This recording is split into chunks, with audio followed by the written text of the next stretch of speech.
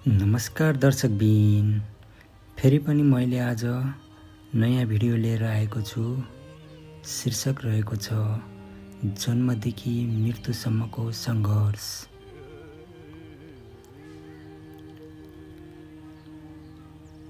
आज म तपाईलाई मानिसको जीवनको एउटा साँचो कथा सुनाउन चाहन्छु। यो कुनै एक व्यक्तिको मात्र कथा होइन, यो हामी सबैको कथा हो। किनभने संसारमा जन्मिएको हरेक मानिसको जीवन जन्मदेखि मृत्युसम्म सङ्घर्षले भरिएको हुन्छ। मानिस जब जन्मिन्छ उसले केही पनि लिएर आएको हुँदैन, न धन, न पद, न शक्ति। सानो बच्चाले बोल्न पनि सक्दैन, हिँड्न पनि सक्दैन। उसले पहिलो पटक आँखा खोल्दा संसार उसलाई नयाँ लाग्छ। आमाको काख नै उसको संसार हुन्छ। बिस्तारै ऊ बोल्न सिक्छ, हिँड्न सिक्छ, संसार चिन्न थाल्छ। यो नै जीवनको पहिलो सङ्घर्ष हो। बच्चा जब ठुलो हुँदै जान्छ ऊ स्कुल जान थाल्छ। नयाँ साथीहरू, नयाँ किताब, नयाँ सपना। तर सबैको जीवन एउटै हुँदैन। कसैको घर धनी हुन्छ, कसैको घर गरिब।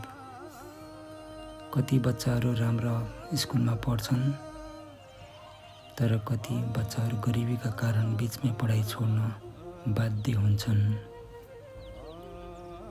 यहीँबाट जीवनको अर्को सङ्घर्ष सुरु हुन्छ।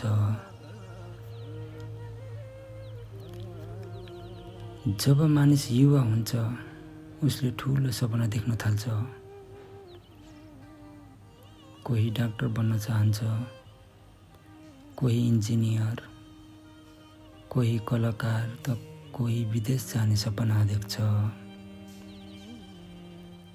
तर सपना देख्नु सजिलो छ, पुरा गर्नु भने धेरै कठिन। असफलता आउँछ, निराशा आउँछ, कहिलेकाहीँ त आफ्नाले पनि साथ छोडिदिन्छन्। तर यही समय हो जहाँ मानिसले हार मान्ने कि अगाडि बढ्ने भन्ने निर्णय गर्नुपर्छ।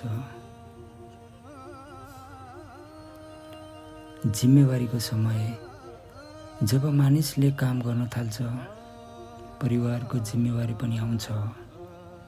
आमा बुवाको हेरचाह, श्रीमती छोराछोरीको भविष्य, दिनरात मेहनत गर्नुपर्छ।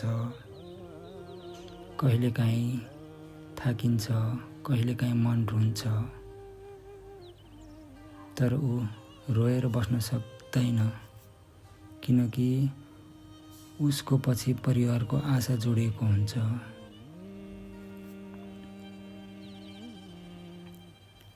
समय धेरै छिटो बित्छ। हिजोको जवान मानिस आज बिस्तारै बुढो हुँदै जान्छ। शरीर कमजोर हुन्छ, तर अनुभव धेरै हुन्छ।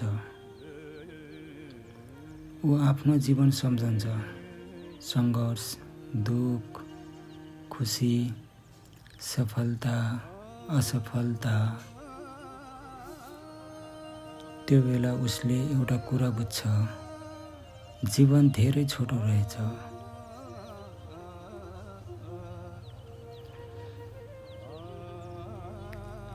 मृत्यु अन्तिम सत्य। संसारको सबैभन्दा ठुलो सत्य मृत्यु हो। धनी होस् या गरिब, राजा होस् या साधारण मानिस, एक दिन सबैले यो संसार छोडेर जानुपर्छ। मानिसले कमाएको धन, घर, गाडी सबै यहीँ रहन्छ। उसँग जाने भनेको उसले गरिएको राम्रो काम र सम्झना मात्र हो। साथीहरू, जीवन कहिले सजिलो हुँदैन।